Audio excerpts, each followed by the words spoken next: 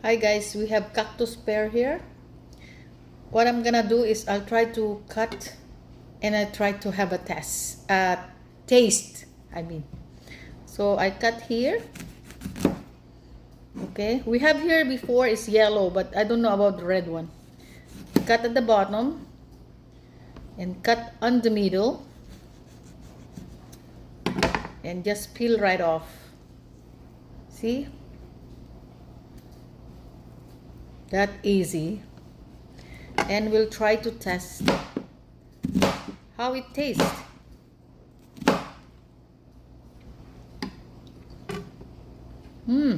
It is seedy.